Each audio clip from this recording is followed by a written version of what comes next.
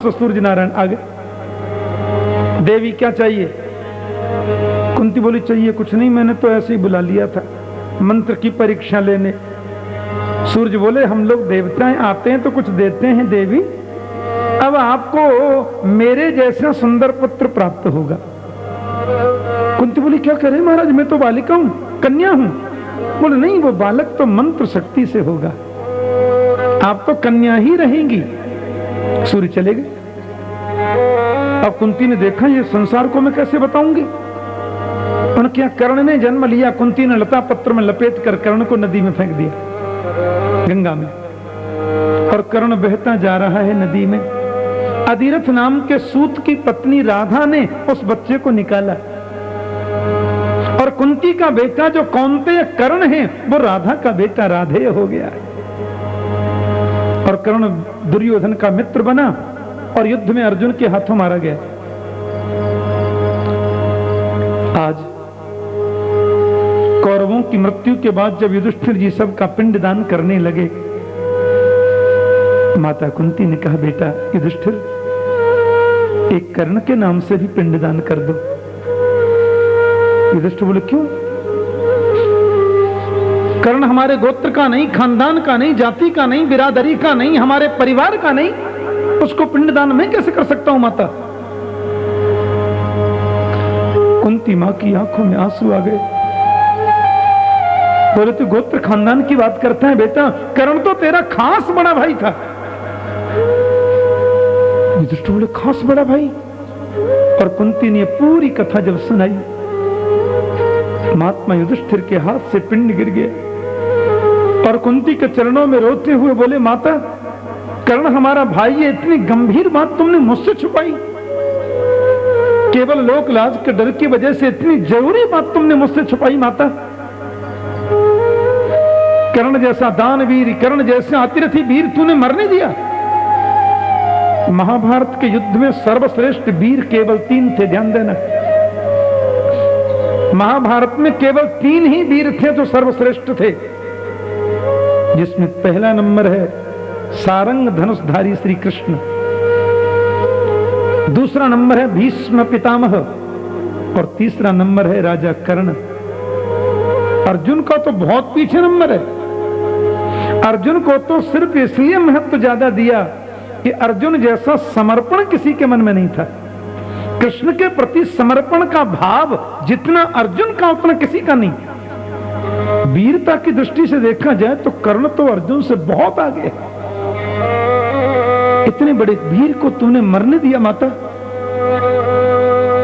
मैं जब कभी कर्ण के पैरों की ओर देखता था तो मुझे स्वयं लगता था कि कर्ण के पैर माता कुंती के चरणों से मेल क्यों खाते हैं। पर मैंने तो कभी सोचा भी नहीं कि एक सूत जाति में जन्म लेने वाला मेरा भाई हो सकता है। जरा सी लोक लाज के डर से तूने ये बात मुझसे छुपाई। यदि पहले पता चलता कि कर्ण हमारा भाई है माता, हम 5 पांडव उसके चरणों में बैठकर जीवन पर्यंत उसकी सेवा करते। तूने मरने दिया उसे। मैं शाप देता हूं, आज के बाद कोई भी माता अपने हृदय में बहुत समय तक बात को छुपा नहीं पाएगी। मेरा शाप है।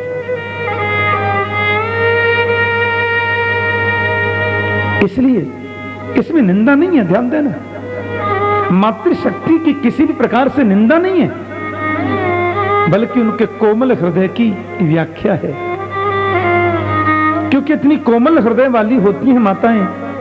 आपने कोई गंभीर बात बताई और पीछे से आपका शत्रु आया, वेश बदल कर आया और वो झूठे के आंसू बहा के रोने लगा। हमारी माताएं किसी का रोना नहीं देख सकती, और वो शत्रु रोते हुए जो कुछ भी इनसे पूछेगा सब बता देंगी, और वो तो जरूर बता देंगी जिसके लिए मना किया था। तो माताओं के कोमल हृदय की भावना को जानते हुए किसी गंभीर बात को, जो बात आउट होने पर घर का हित नहीं है, छुपाना हो तो सिर्फ एक बार झूठ बोलकर भी इसको छुपाने में दोष नहीं लगता। पर यह छूट एक बार की है, बार बार की नहीं। शुक्राचार्य कहते हैं नर्म हंसी मजाक में हमारे मुख से झूठ निकल जाए तो वो दोष नहीं है। और विवाहित किसी शादी विवाह में थोड़ा ज्यादा ही प्रशंसा किसी की करनी पड़े। ठाकुर जी, आप उस घर में कथा करने गए थे, बहुत अच्छा परिवार है, उसी घर की बेटी हमारे घर बहू बन के आ रही हैं, अभी बात शुरू कर रहे हैं हम लोग, आपने तो देखा होगा बेटी को कैसी है। मैंने भले ही कभी नहीं देखा हो, फिर भी बोलना चाहिए बहुत सुशील है, बहुत अच्छी बच्ची है, आप लोग अपने हिसाब से देख लीजिए, पर कन्या बहुत अच्छी है। मेरे इतना कहने से किसी कन्या को सुंदर वर मिले तो इसमें दोष नहीं लगता, ध्यान देना। और वृत्त्यर्थे प्राण संकटे, किसी का संपूर्ण धन यदि नष्ट होने वाला है, परिवार में 50 सदस्य हैं और मेरे सत्य बोलने से धन नष्ट हो जाए तो कितनी बड़ी आपत्ति आ सकती है। तो परिवार को ध्यान में रखते हुए एक बार झूठ बोलकर भी उस धन को बचाने में दोष नहीं लगता है। प्राण संकटे, किसी व्यक्ति के प्राण संकट में पड़े हैं और मेरे सत्य बोलने से वो आदमी मर सकता है, ऐसी परिस्थिति में एक बार झूठ बोलकर उसको बचाने में दोष नहीं लगता। गौ हत्या रोकने के लिए, अपने सनातन धर्म की रक्षा के लिए यदि 1000 बार भी गीता हाथ पे रखनी पड़े झूठे को, तो भी दोष नहीं लगता। बोलो जय श्री कृष्ण। अब मैं रोड के किनारे बैठा हूं, मेरे सामने से गौ माता दौड़ती जा रही है और पीछे से एक दुष्ट नालायक कसाई तलवार हाथ में लेकर के गाय को मारने दौड़ रहा है। गाय झुंडों में छुप गई और मैंने देख लिया छुप गई। मैं कर रहा हूं भजन। उस कसाई ने मुझसे पूछा, माफ करना साहब, यहां से आपने कोई गाय जाते हुए देखी है क्या?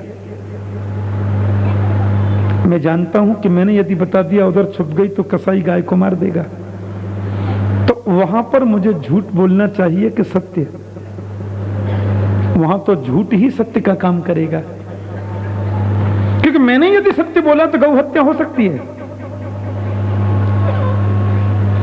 गौ ब्राह्मणार्थे हिंसायाम, गौ हत्या ब्रह्म हत्या है, किसी हिंसा को रोकने के लिए एक बार असत्य का आश्रय लेना पड़े तो दोष नहीं है। और मनु महाराज ने मनुस्मृति में एक बड़ी सुंदर बात कही है कि सत्यम ब्रूयात प्रियम ब्रूयात न ब्रूयात सत्यम अप्रियम प्रियम च नान्यतम ब्रूयात एक धर्म सनातन। मनु महाराज कहते हैं सत्य बोलो, पर मेरा सत्य यदि किसी को अप्रिय है, मेरे सत्य बोलने से किसी के प्राण संकट में पड़ सकते हैं, तो न ब्रूयात सत्यम अप्रियम, ऐसा अप्रिय सत्य मुझे नहीं बोलना चाहिए। और किसी को झूठ ही प्रिय लगना जाए तो बोले प्रियम च नान्यतम ब्रूयात, अप्रिय ही किसी को अच्छा लगे तो अप्रिय ही मत बोलते जाओ। जरूरत पड़ने पर किसकी आवश्यकता ज्यादा है उसका आश्रय लो, सामाजिक हित को ध्यान में रखते हुए। आपने यदि यहां सत्य बोल दिया तो आपका संपूर्ण धन नष्ट हो जाएगा, क्योंकक्योंकि 2 चरणों में तुम्हारे त्रिलोकी को नाप लेगा, तुम तीसरा पैर पूरा नहीं कर सकते। मुझे सब दिखाई दे रहा है। और तुम प्रजा के मालिक नहीं हो, प्रजा के राजा हो, और राजा के पास जो धन है उसमें 15% से ज्यादा वो दान नहीं कर सकता, क्योंकि वो प्रजा का धन है। आप मना कर दो, मैंने कोई बात नहीं की, पधारो। राजा बलि ने कहा, गुरुदेव मेरे तो दोनों हाथों में लड्डू हैं, यदि ये साक्षात भगवान हैं तो सब कुछ लूट कर ले जाए, मुझे बिल्कुल परवाह नहीं है।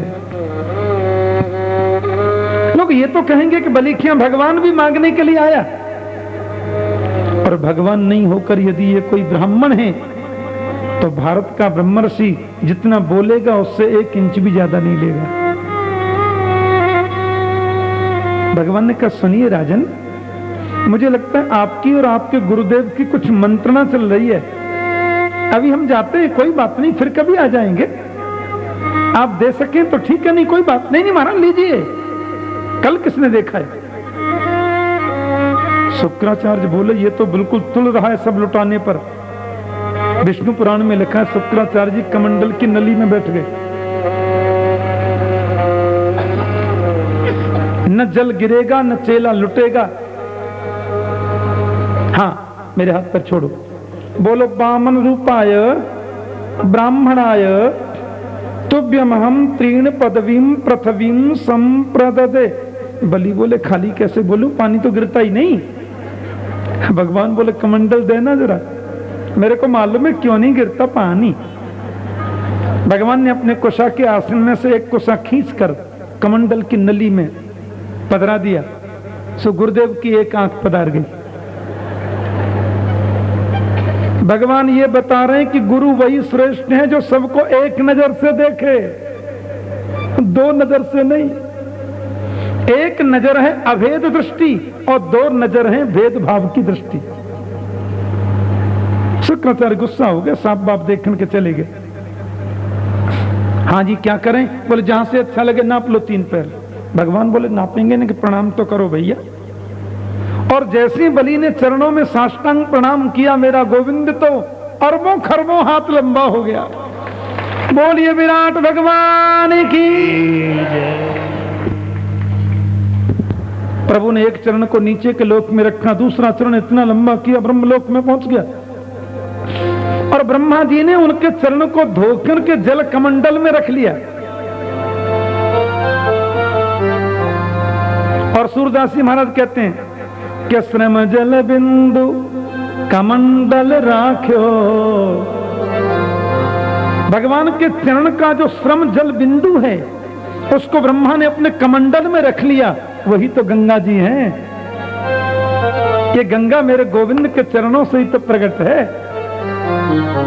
जिसको शिव जी मस्तिष्क पर रखते हैं। इसीलिए तो शंकर वैष्णव हैं, इसलिए तो शिव जी परम वैष्णव हैं, क्योंकि गोविंद के चरणों से निकली हुई गंगा 24 घंटे शिव जी अपने मस्तिष्क पर रखते हैं। बलि ने देखा तो मुंह तो दिखता ही नहीं भगवान का। पूरा ब्रह्मांड त्रिलोकी भगवान के 2 चरणों के बीच में आ गए। भगवान बामन बन के खड़े हो गए और बलि से बोले आपने 3 पैर धरती देने का संकल्प किया था, हमने 2 पैरों में त्रिलोकी को नाप दिया, तीसरा कहां रखें बोलो। जो आदमी कहकर वचन पूरा नहीं करता नरक में जाना पड़ता, गरुड़ जी बांध के डाल दो। गरुड़ ने बलि को बांध कर डाल दिया, पड़े रहो।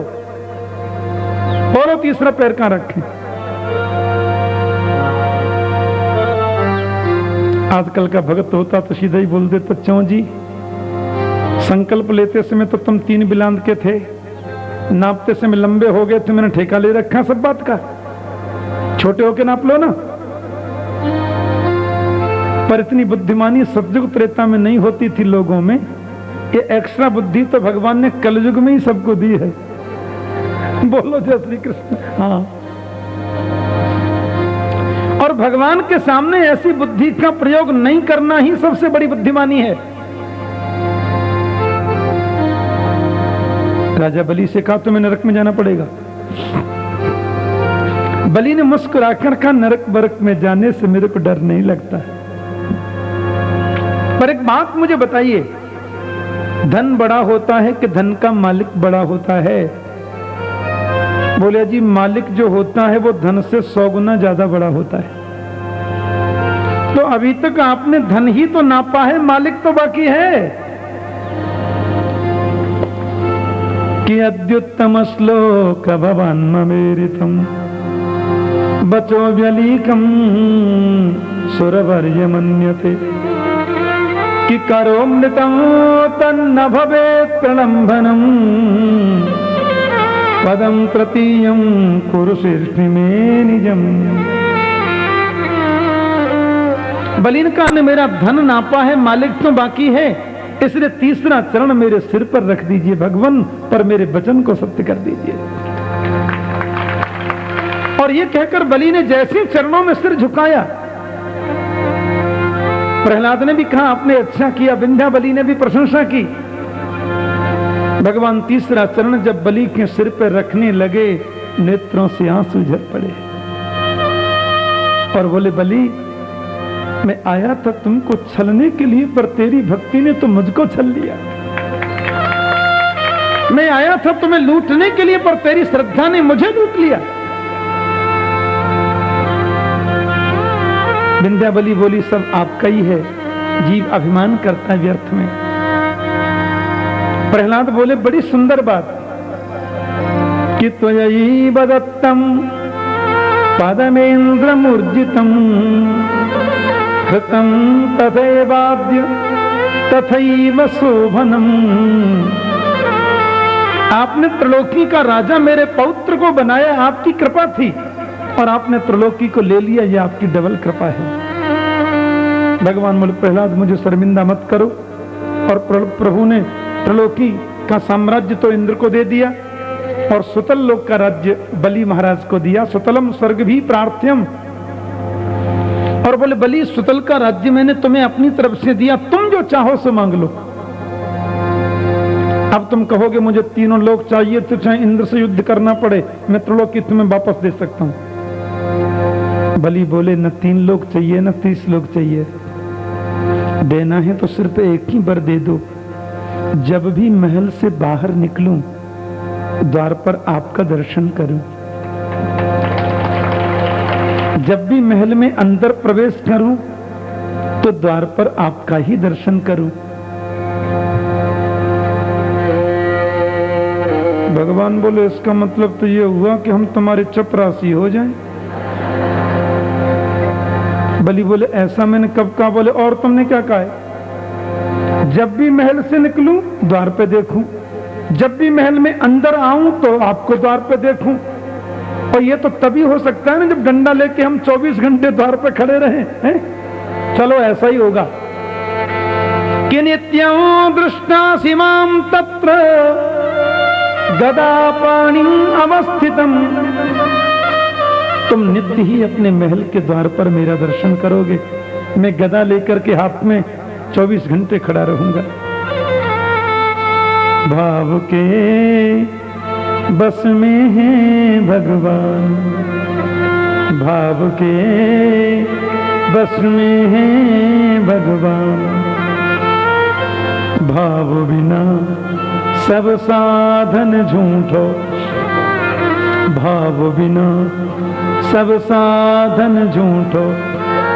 बिरथा सकल विधान, भाव के बस में है भगवान। भाव ही प्रधान है, भाव नहीं तो निधिवन मधुवन, भाव नहीं तो निधिवन मधुवन। लागत सब वीरान, भाव होए तो जित देखूं तित दीखत सुंदर श्याम। भाव के बस में है भगवान। भाव नहीं तो हर मंदिर में, भाव नहीं तो हर मंदिर में दीखत बस पाषाण। भाव होई तो पाषाणों में प्रकट होए भगवान। भाव के बस में है भगवान। बरसावत रस राज रास रस, बरसावत रस राज रास रस। करत रस नित पान, कुंजन कुंजन डोलत राजो। सुन मुरली की तान, भाव के बस में है भगवान। परमात्मा भाव के बस में है। भाव से पुकार कर देखो। हरि व्यापक सर्वत्र समाना, प्रेम से प्रकट होए मैं जाना। हम पुकारते नहीं हैं। एक रूप से लक्ष्मी के साथ बैकुंठ चले गए और वामन रूप से बलि के घर रह गए। सत्यव्रत की कामना के लिए प्रभु ने मत्स्य अवतार लिया। वैसे तो परीक्षित परमात्मा के सभी अवतार श्रेष्ठ हैं, पर मानव के जीवन से संबंध रखने वाले 2 अवतार हैं, रामावतार और कृष्णावतार। कि राम कृष्ण 2 एक हैं, अंतर नहीं निमेश। उन के नयन गंभीर हैं, इनके चपल विशेष। राम के नेत्रों में गंभीरता है, गोविंद के नेत्रों में चपलता है, एक ही है। ना समझी बस हम दो दो कर लें, 10-10 कर लें, अलग बात है। भगवान राम ने जिस वंश में अवतार लिया राजन, वो सूर्य वंश है। नारायण के बेटा ब्रह्मा, ब्रह्मा के बेटा मरीचि, मरीचि के कश्यप और कश्यप के सूर्य। मैं जल्दी सूर्य वंश कर दूं, अयोध्या जाना है अभी और घड़ी भाग रही है। सूर्य का नाम है विवस्वान, विवस्वान के बेटा वैवस्वत मनु, वैवस्वत मनु के बेटा सुद्युम्न हुए जो पुरुष से स्त्री बन गए। इस वंश में नभग, नभग के नाभाग, नाभाग के अम्बरीश, अम्बरीश की परीक्षा लेने दुर्वासा गए, त्रिलोकी में दौड़े लेकिन अम्बरीश की विजय। इस वंश में राजा युवनाश्र हुए, उनके बेटा मानधाता हुए, उनकी 50 कन्या सौभरी की पत्नी बनी। इसी वंश में आगे त्रिवंधन हुए, त्रिवंधन के त्रिशंकु, त्रिशंकु के हरिश्चंद्र, हरिश्चंद्र के रोहिताश्व। इस वंश में आगे चलकर के बड़े प्रतापी राजा हुए बाहुक। राजा बाहुक की पत्नी ने जिस बच्चे को जन्म दिया उसका नाम है सगर। गरेण सहित उत्पन्न सगर। सगर की 2 पत्नियां थी, सुमति और केशनी। केशनी ने एक बच्चे को जन्म दिया जिसका नाम है असमंजस। सुमति नाम की पत्नी के गर्भ से मांस पिंड जन्मे, क्रोध में आके उसने टुकड़े किए 60,000 और वो 60,000 पुत्र हो गए। असमंजस की शादी हुई जिसका बेटा अंशुमान हुआ। सगर ने बहुत बड़ा यज्ञ किया, यज्ञ के घोड़े को इंद्र चुरा कर ले गए, डर था कहीं मेरी गद्दी न ले लें।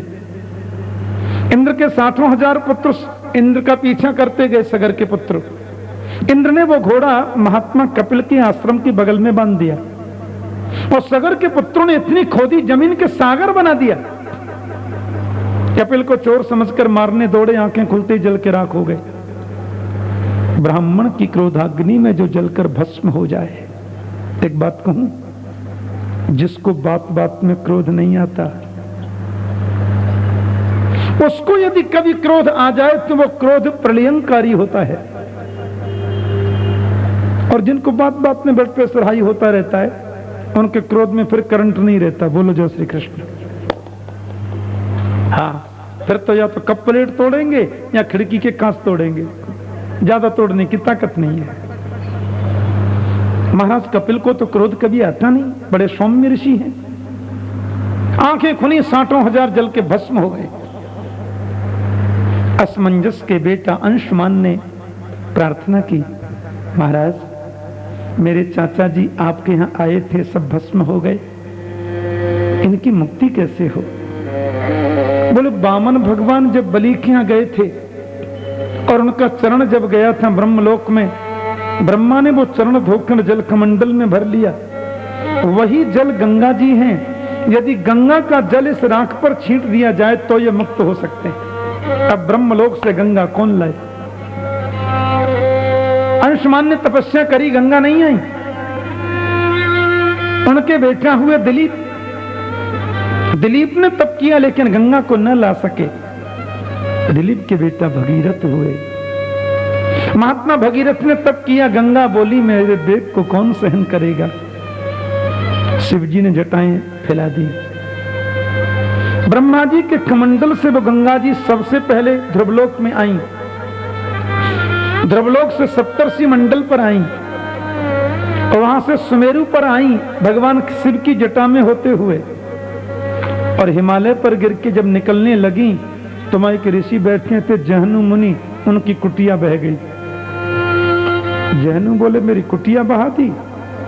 ये क्षत्रिय ऋषि थे, स्टोक लगा के पूरी गंगा पी गए। भगीरथ ने देखा मां कहां गई? जहनु बोले प्यास लगी थी सो हम पी गए। बोले आप मुफ्त में पी गए महाराज, मेरी कितनी पीढ़ी बीत गई माता को लाने में। अब जहनु ने सोचा यदि गंगा को मुख से निकालूं तो ये झूठी हो जाएंगी। अब यहां 2 बात आती हैं। कहीं लिखा जहनु ने अपनी जंघा फाड़कर गंगा निकाली, इसलिए उसका नाम जाह्नवी है। कहीं लिखा जहनु ने अपने कान में से गंगा को निकाल दिया। कल्प भेद से दोनों ही बातें सही हैं। तो नारायण विष्णु वामन के चरणों से निकलने की वजह से गंगा का नाम है विष्णुपदी। भगवान शिव की जटा में निकलने की वजह से इनका नाम है जटा शंकरी। जाह्नू मुनि के द्वारा प्रकट होने की वजह से नाम है जाह्नवी। देवताओं की नदी होने की वजह से गंगा का नाम है सुरसरी। और भगीरथ के द्वारा लाई जाने की वजह से उनका नाम है भागीरथी। कि गंगे गंगे तियो ब्रूयात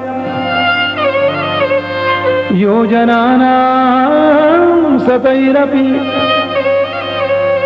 मुच्यते सर्व पापेभ्यो विष्णुलोकम सगच्छति। गंगा गंगा गंगा इस नाम को यदि कोई व्यक्ति 400 कोस की दूरी से पुकारे, 100 योजन माने 400 कोस, इतनी दूरी से कोई पुकारे तो भी उसके पाप नष्ट हो जाते हैं। कैसा महारानी गंगा का स्वरूप है। भगीरथ ने लाकर के गंगा जल को आगे आगे भगीरथ और गंगा जल जब वहां पहुंचा गंगा सागर क्षेत्र में, कपिल के आश्रम के पास ढेरी जो राख की थी स्पर्श करते से मुक्त हो गए। भगीरथ के बेटियां श्रुत हुए, श्रुत के सुदास हुए जिसे कलमाशपाद कहते हैं, और इन्हीं के वंश में हुए खट्वांग। तो खट्वांगा दीर्घबाहुश्च रघुस्तस्मात् प्रथुस्रवा कि अजस्नतो महाराज तस्मात् दशरथो भवत्। खट्वांग के बेटियां दीर्घबाहु हुए,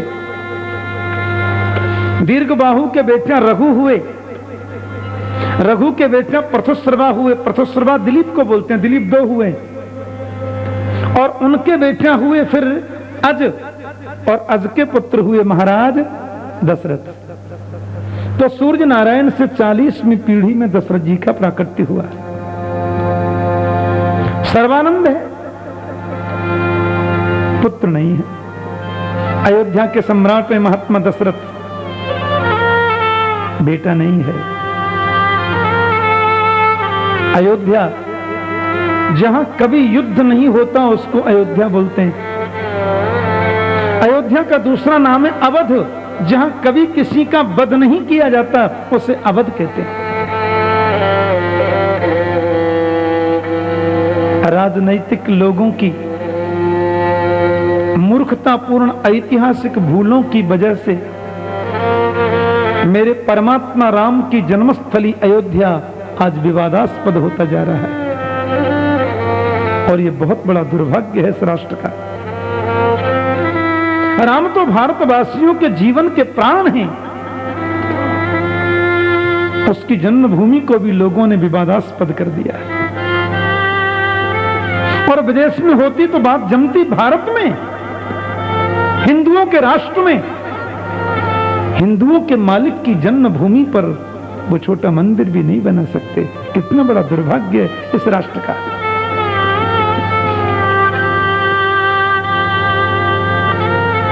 दशरथ जी महाराज धर्मात्मा 10 दिशाओं में जिनका रथ जाता है, वृद्ध होने को आए लेकिन पुत्र नहीं है। और आज गुरुदेव के चरणों में जाकर दशरथ ने प्रणाम किया। गोस्वामी जी कुछ पंक्ति कहते हैं,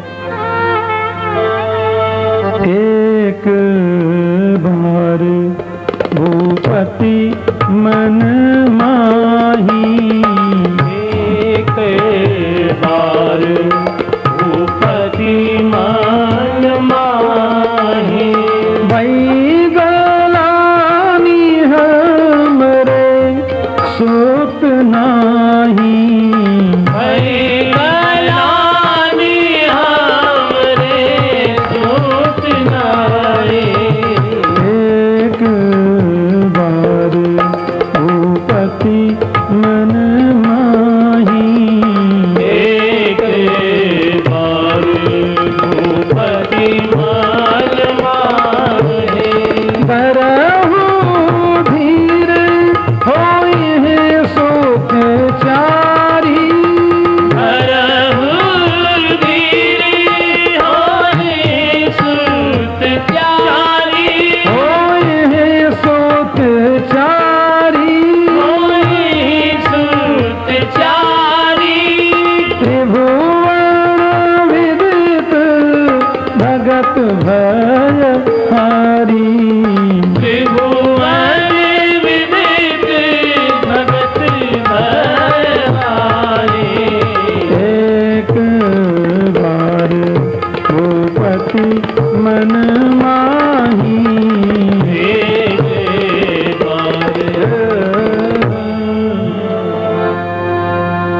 गुरुदेव के चरणों में प्रणाम करके श्री दशरथ ने कहा, क्या मेरे वंश में कोई श्राद्ध करने वाला भी न रहेगा?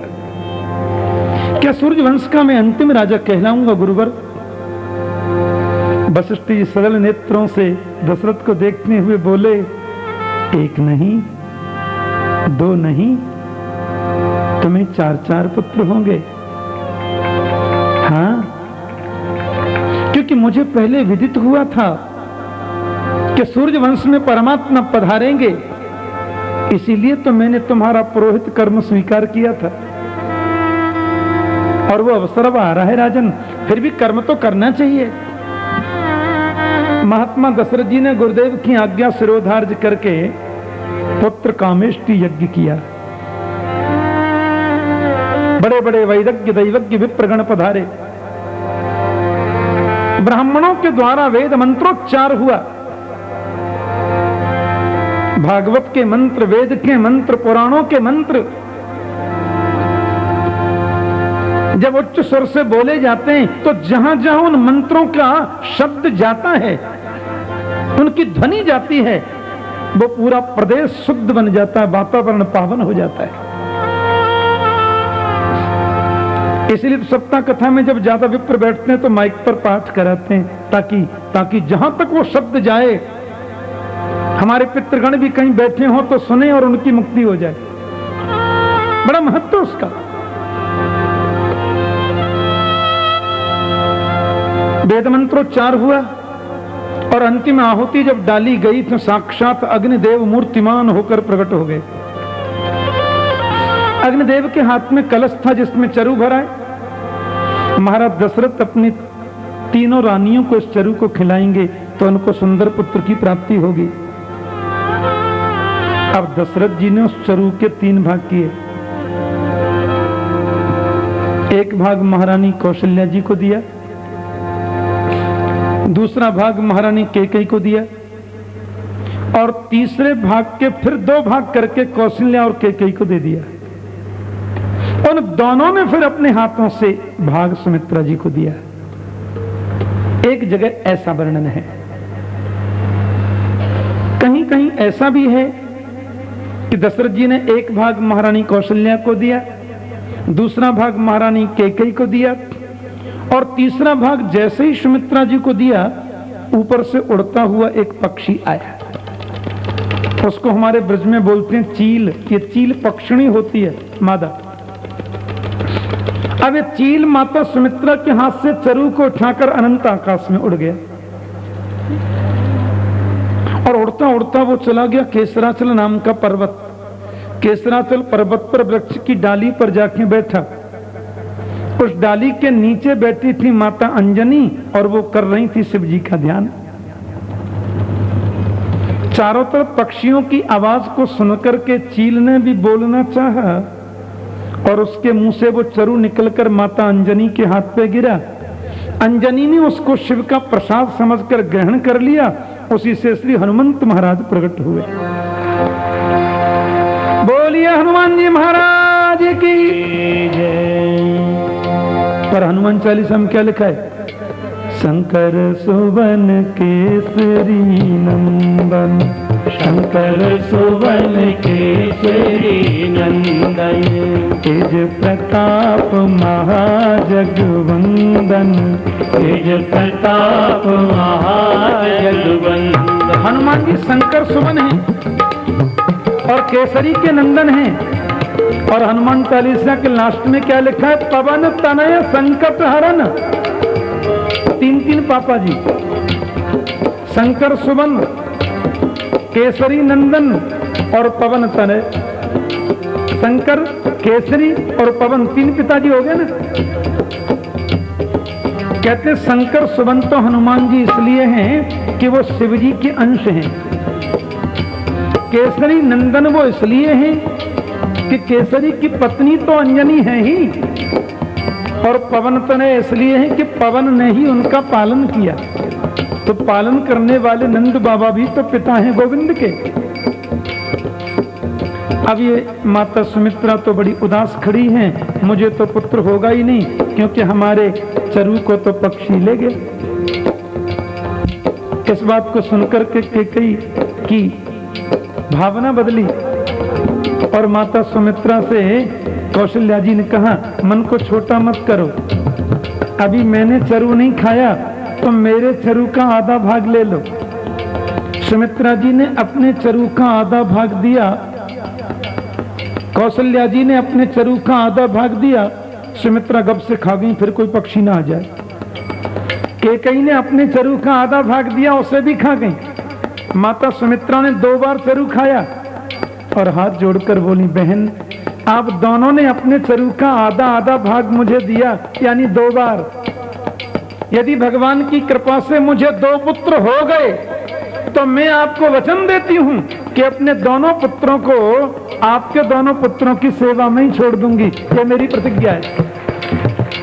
इसीलिए तो सुमित्रा ने अपने दोनों बेटा, उनके दोनों बेटा की सेवा में दिए।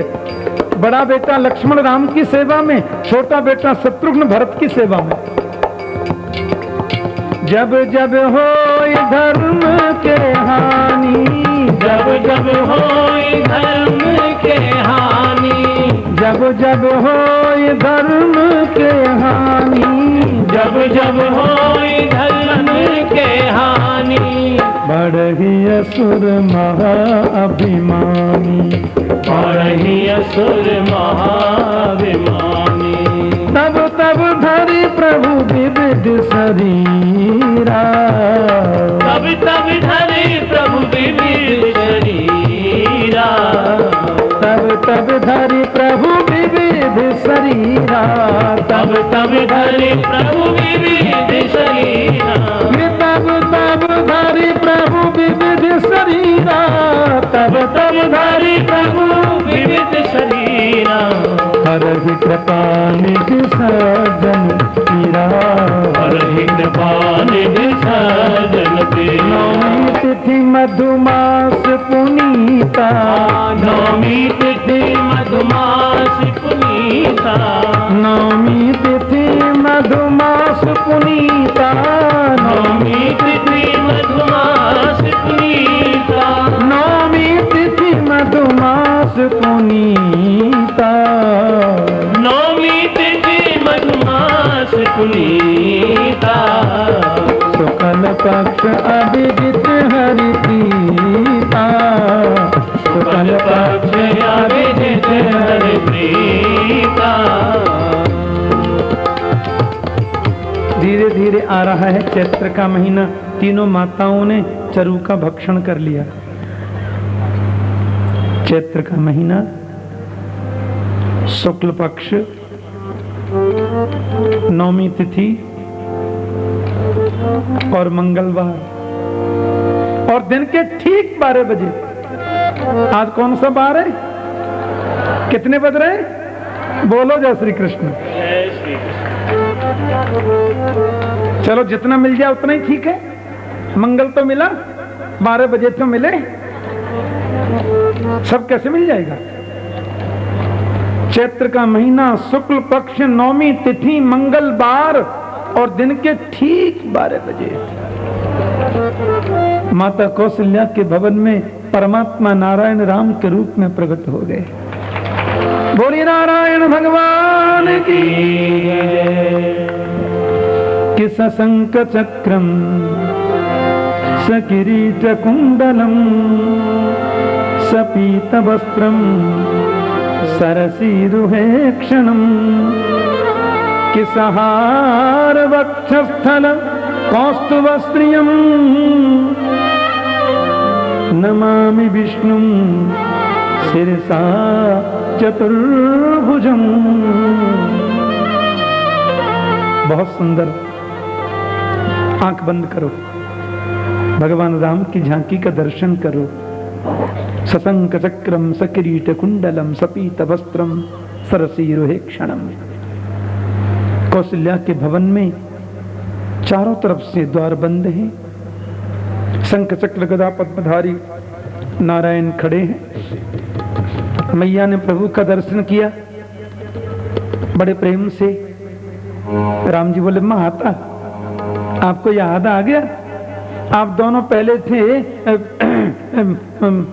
स्वयंभू मनु और शतरूपा, आप लोगों ने मेरी बहुत तपस्या करी थी ना, और कहा था चाहो तुम्हें समान सुत प्रभुसन कवन दुराओ, और मैंने बोल दिया था आप सरस खो जाऊं कहां जाई, नप तब तनय हो मैं आई, सो मैं आपका पुत्र बन के आ गया माता। अब द्वार खोलो, बाहर बहुत भीड़ है ना माता, सब लोग मुझे देखने को आएंगे ना, मैं आपका पुत्र बन के आ गया। मैया बोली मैंने पुत्र बन के आने को कहा था, आप तो पापा जी बन के पधारे हैं। ये 4 हाथ वाला बेटा होता क्या, शंख चक्र गदा पद्म। राम जी बोले हम तो पुत्र ऐसे ही बन जाते हैं ना माता, मैं आपको माँ बोलता हूँ, आप मेरे को पुत्र बोलो, हो गया बेटा। बोले नाटक नहीं चलेगा, नहीं चलेगा। तो क्या करें? बोले 2 हाथ हटाओ। राम जी ने 2 हाथ हटा दिए। अब तो मैं पुत्र बन गया माता, अब तो द्वार खोलो। मैया बोली 20 फुटा का बेटा, इतना लंबा बेटा होता क्या, मैं द्वार खोलूंगी सब कहेंगे इतना बड़ा पुत्र, छोटे बन जाओ ना।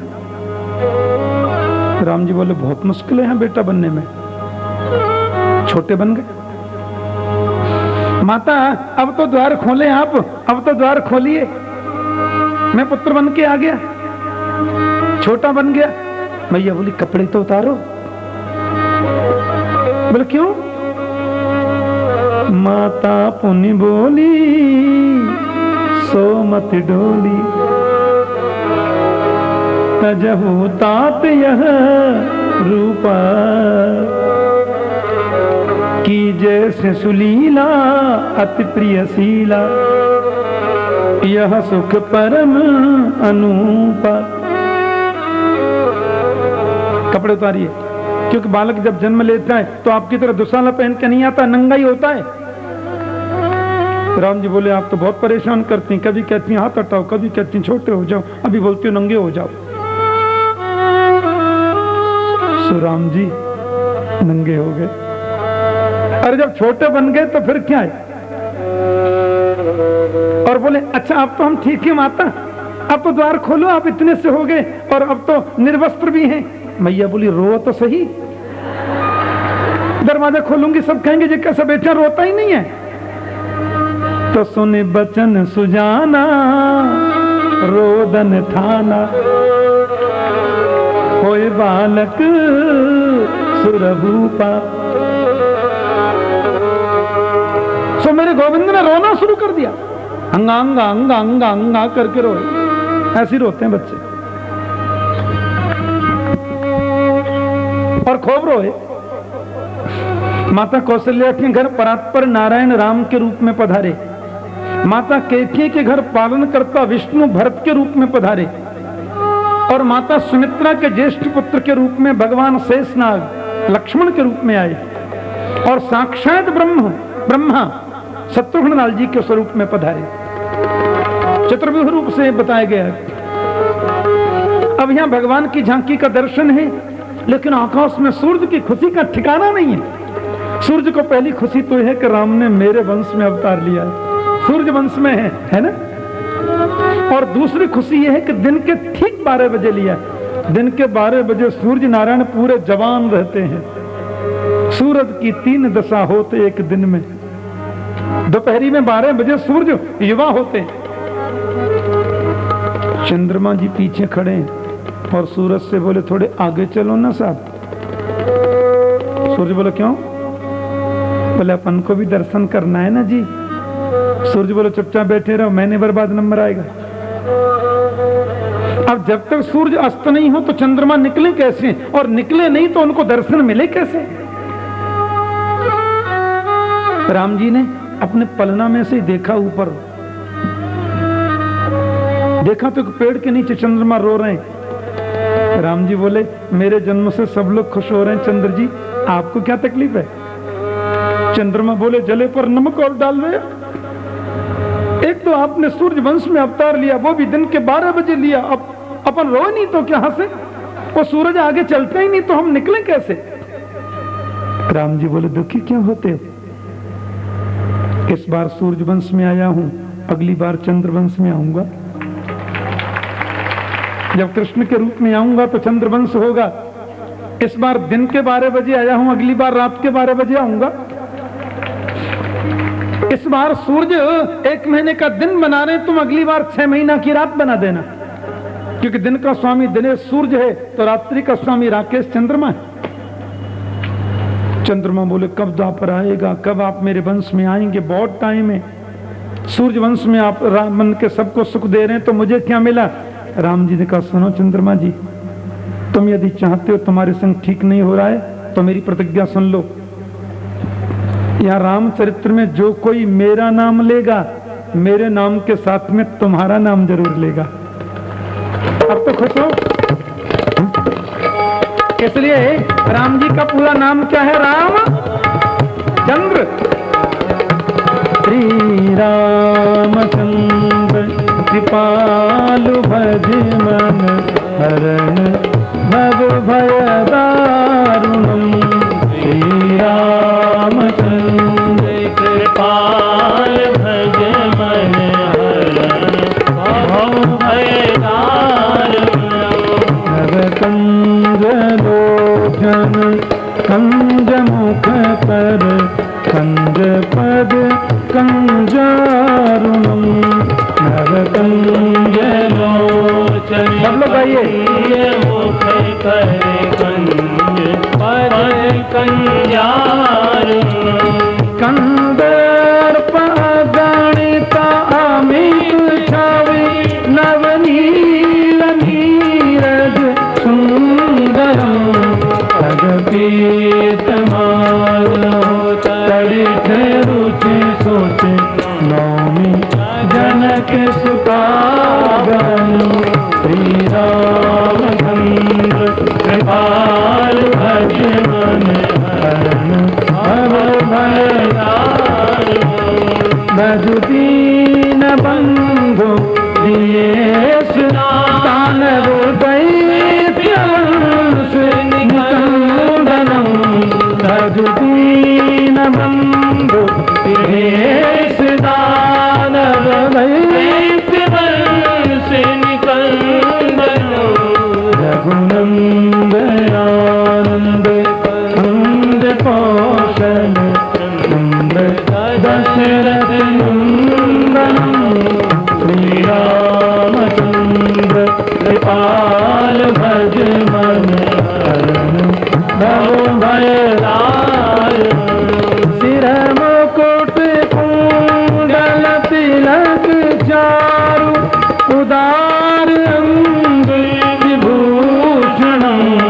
आजान भुज सरु चाप धरे संग्राम जीत कर दूषणम। श्री रामचंद्र कृपाल भज मन हरण भव भय दारुणम। इति भगति तुलसीदास शंकर शेष मुनि मनरंजनम।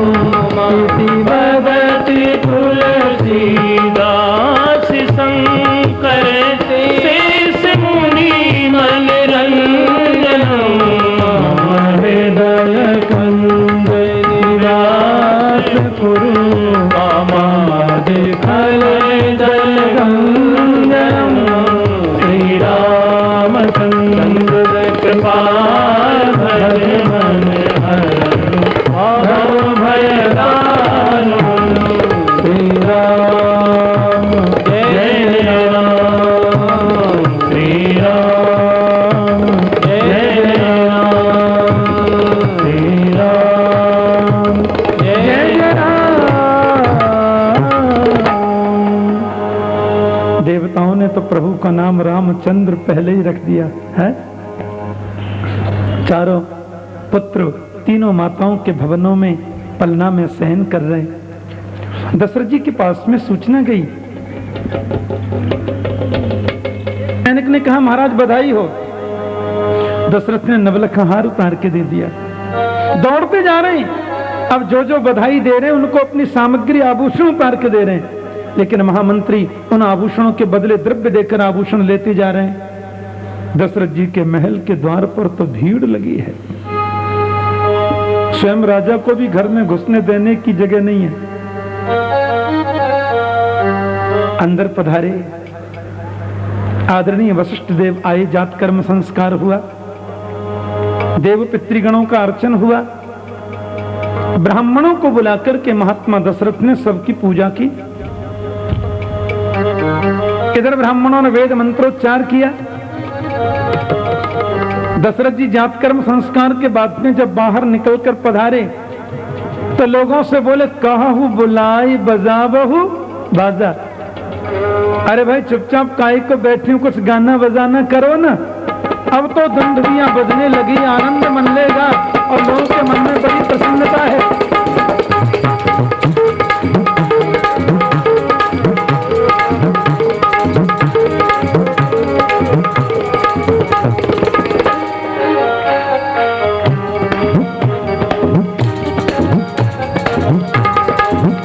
राजा दशरथ जू के द्वार नौबत बाजी रही। राजा दशरथ जू के द्वार नौबत बाज रही। राजा दशरथ जू के द्वार नौबत बाजी रही। राजा दशरथ जू के द्वार नौबत बाज रही। समाचार सुन सुन सखी धाई, समाचार सुन सुन सखी धाई। समाचार सुन सुन सखी धाई, समाचार सुन सुन सखी धाई। ये सहज श्रृंगार नौबत बाजी रही। यहाँ ये सहज श्रृंगार नौबत बाजी रही। राजा दशरथ जू के द्वार नौबत बाजी रही। राजा दशरथ जू के द्वार नौबत बाज रही। राजा दशरथ जू के द्वार नौबत बाजी रही। राजा दशरथ जू के द्वार नौबत बाज रही। मंगल द्रव्य लिए हाथन में, मंगल द्रव्य लिए हाथन में। मंगल द्रव्य लिए हाथन में, मंगल द्रव्य लिए हाथन में। गावत मंगलाचार नौबत बाजी रही। गावत मंगलाचार नौबत बाज रही।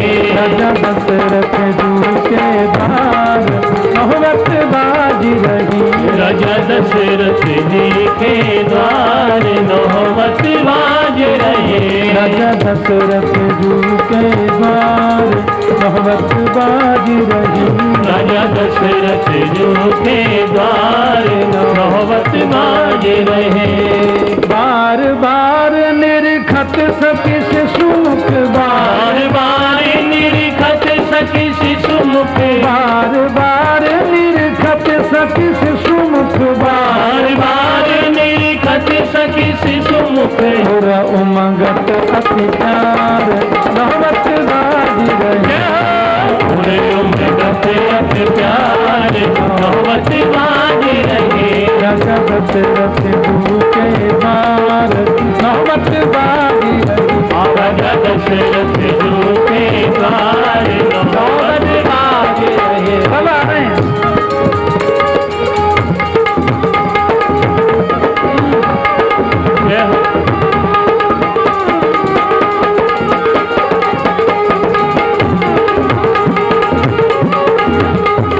कौन पुण्य कर आई कौशल्या, कौन पुण्य करी आई कौशल्या। कौन पुण्य कर आई कौशल्या। कौन पुण्य करी आई कौशल्या। गोद भरी है कर तार नौबत गोद भरी है करतार नौबत बाज रही। राजा दशरथ जू के द्वार नौबत बाजी रही। राजा दशरथ जू के द्वार नौबत बाज रही। अद्भुत कांति ललन मुख ऊपर, अद्भुत कांति ललन मुख ऊपर, अद्भुत कांति राम मुख ऊपर, अद्भुत कांति राम मुख ऊपर, राम मुख ऊपर ललन मुख ऊपर, राम मुख ऊपर ललन मुख ऊपर, उत भवन उजियार नौबत बाजी रही, भोग भवन उजियार नौबत बाज रहे, राजा दशरथ जी के द्वार नौबत बाजी रही, राजा दशरथ जी के द्वार नौबत बाज रहे, राजा दशरथ जी के द्वार नौबत बाजी रही, राजा दशरथ जी के द्वार नौबत बाज रहे, कोई प्रविशत कोई निकसत घर से, कोई प्रविशत कोई निकसत घर से, कोई प्रविशत कोई निकसत घर से, कोई प्रविशत कोई निकसत घर से, यम हरस अपार नौबत बाजी रही, में हर्ष अपार नौबत बाज रहे, राजा दशरथ जू नहीं द्वार नौबत बाजी रही, राजा दशरथ जी के द्वार नौबत बाज रहे, मुदित आशीष देते सब गुरुजन, मुदित आशीष देते सब गुरुजन, मुदित आशीष देते सब गुरुजन, मुदित आशीष देते सब गुरुजन, में चारों लाल नौबत बाजी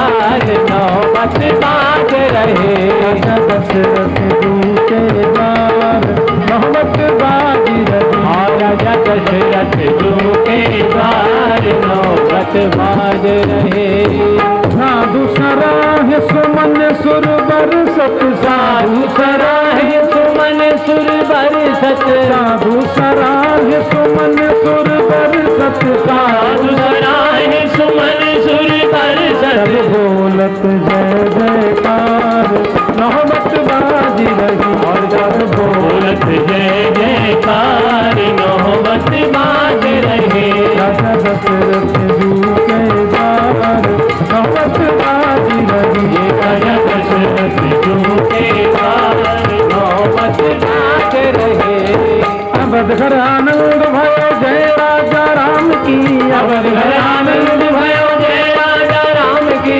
अवध घर आनंद भयो जय राजा राम की, अवध घर आनंद भयो जय राजा राम की, जय राजा राम की जय बाल राम की, जय राजा राम की जय बाल राम की, कौशल्य के लाला भयो जय राजा राम की, कौशल्य के लाला भयो जय राजा राम, बोलो कौशल्य घर लाला भयो जय राजा राम की, कौशल्य के लाला भयो जय राजा राम, बोलो अवध घर आनंद भयो जय राजा राम की, अवध घर आनंद भयो जय राजा राम के, जय राजा राम की जय राजा राम की, जय राजा राम की जय राजा राम के, जय राजा राम की जय हो बाल राम की, जय राजा राम की जय हो बाल राम की, अवध घर आनंद भयो जय राजा राम की, अवध घर आनंद भयो जय राजा राम के,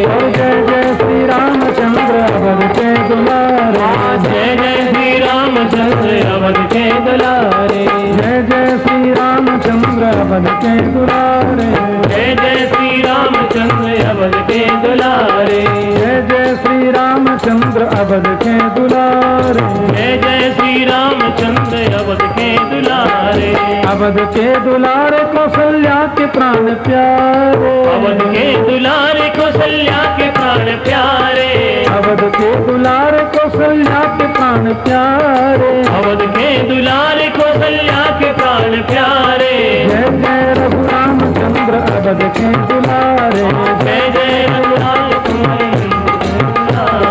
जय जय श्री रामचंद्र अवध के दुलारे, जय जय श्री रामचंद्र अवध के दुलारे, जय जय श्री रामचंद्र अवध के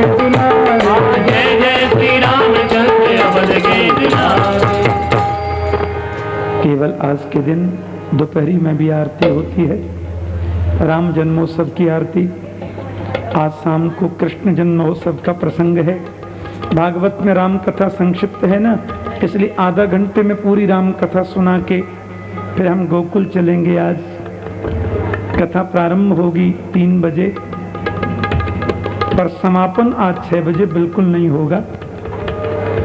आप लोग 2:45 पे आएंगे। मैं प्रयास करूंगा 7, साढ़े 7 बजे तक कथा पूर्ण करने का। और एक विशेष बात विप्रगणों के लिए, श्रीमद् भागवत जी का जो पाठ यहाँ चल रहा है वो आज से ब्राह्मण लोग मौन पाठ करेंगे, माइक पर बोलकर नहीं करेंगे। और ये बहुत अच्छा हो गया। तकलीफ भी, क्योंकि बोलने से तो बहुत तकलीफ ही होती है। आप सब लोग आज से मौन पाठ करेंगे, और क्योंकि मौन पाठ करेंगे तो फिर 6 से 9 और 12 से 3 की जरूरत नहीं। फिर तो आप 9 से 12 और 3 से 6 मेरे संग ही रहेंगे। तो आप लोग 3 बजे से पाठ में आए और श्रद्धा से मौन पाठ सब लोग करें, क्योंकि जोर से करने से तो पाठ दूर दूर तक चला जाता है। तो उसको आप अपने अंतर हृदय में ही पाठ करें, बड़ी श्रद्धा से मौन पाठ। और सब लोग 2:45 बजे ब्राह्मण भी आएंगे और 3 बजे से सब लोग पाठ में मौन पाठ करेंगे। हाँ, आपकी सुविधा के लिए ऐसा किया गया है। भव प्रगट कृपाला दीन दयाला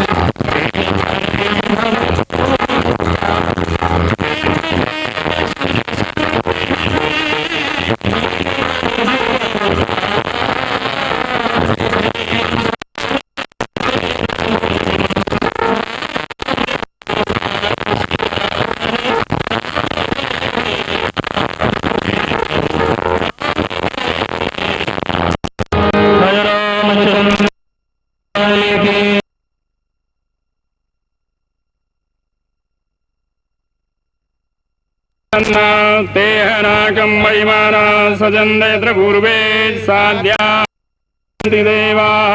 ओम दाशरथाय विद्महे सीतावल्लभाय धीमहि तन्नो राम प्रचोदयात्। ओम जनकात्मजाय च विद्महे रामवल्लभाय च धीमहि तन्नो चोदया सेवान्तिका वकुलजं भगवाटलाब्जै पुन्नागजाति करवीर रसाल पुष्पै बिल्व प्रवाल तुलसी दलमञ्जरीभिः त्वां पूजयामि जगदीश्वर मे प्रसीद नाना सुगन्ध पुष्पाणि यथा कालोद्भवानि च पुष्पाञ्जलिर्मया दत्तो गृहाण परमेश्वर मंत्र पुष्पाञ्जलिं समर्पयामि। बोलिए रामचंद्र भगवान की जय जय श्री राधे श्याम।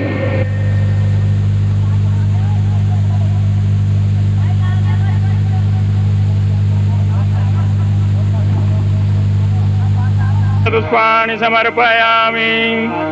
श्रीमद्भागवतं पुराणतिलकं यद्वैष्णवानां धनं यस्मिन् पारमहंसमेकममलं ज्ञानं परं गीयते यत्र ज्ञानविरागभक्तिसहितं नैष्कर्म्यमाविष्कृतं तच्छृणुमन् प्रपठन विचारण परो भक्त्या विमुचेन्नरा।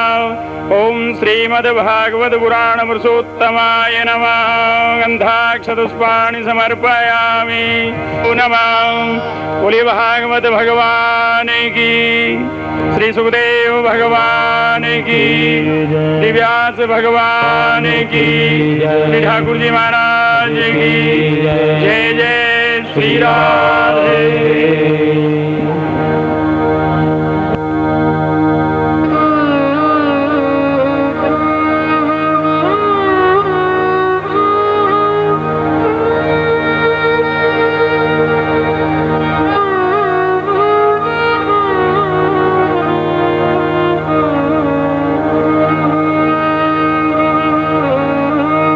यदोहं तीर्थास्पदं शिवगिरिं शरण्यं भृत्यार्तिहं प्रणतपाल भवाब्धिपोतम् वन्दे महापुरुषते चरणारविन्दम् त्यक्त्वा सुदुष्णजुसुरेप्सितराज्यलक्ष्मीं धर्मिष्ठवार्यवचसा यदगादरण्यं मायामृगं दैतयेप्सितमन्मधावत् वन्दे महापुरुषते चरणारविन्दम्। हस्ते स्वस्तरुणीकराग्रविगलत् कल्पप्रसूनाप्लुतं वस्तु प्रस्नुतवेणुनाद लहरी निर्वाणनिर्जनम्